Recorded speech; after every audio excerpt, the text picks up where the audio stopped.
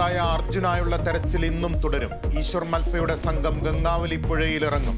കാലാവസ്ഥ അനുകൂലമെങ്കിൽ നാവികസേനയും പുഴയിലിറങ്ങും. അടിയൊഴുക്ക് കുറഞ്ഞത് തെരച്ചിലിന് അനുകൂലം. മഴ മുന്നറിയിപ്പിന് പിന്നാലെ പുത്തുമല, ചൂരൽമല പ്രദേശങ്ങളിൽ നിന്ന് ആളുകളെ മാറ്റിപ്പാർപ്പിച്ചു.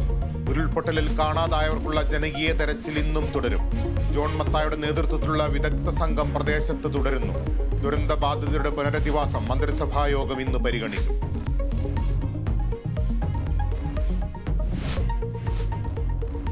സംസ്ഥാനത്ത് മഴ ശക്തമാകുന്നു. എറണാകുളം, തൃശൂർ ജില്ലകളിൽ ഓറഞ്ച് അലർട്ട്. കണ്ണൂർ, കാസർഗോഡ് ഒഴികെ 10 ജില്ലകളിൽ യെല്ലോ മുന്നറിയിപ്പ്. മലയോര മേഖലകളിൽ ജാഗ്രത.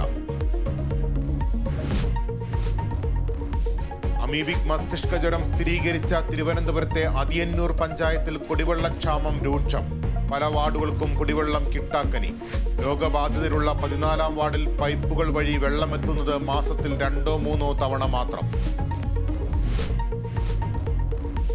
മദ്യനയ അഴിമതി കേസിൽ ഡൽഹി മുഖ്യമന്ത്രി അരവിന്ദ് കെജ്രിവാളിന്റെ ജാമ്യ ഹർജി സുപ്രീം കോടതി ഇന്ന് പരിഗണിക്കും. CBI അറസ്റ്റ് ശരിവച്ച ഡൽഹി ഹൈക്കോടതി വിധിക്കെതിരെയും ഹർജി. ജാമ്യം കിട്ടിയാൽ ജയിൽ മോചിതനാകും.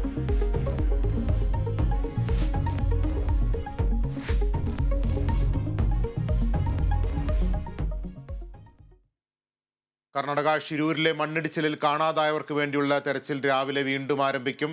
NDRF, SDRF, മത്സ്യത്തൊഴിലാളികൾ, ഈശ്വർ മൽപ്പയുടെ നേതൃത്വത്തിലുള്ള 5-അംഗ മുങ്ങൽ വിദഗ്ധ സംഘം എന്നിവരാണ് ദൗത്യത്തിന്റെ ഭാഗമാകുന്നത്.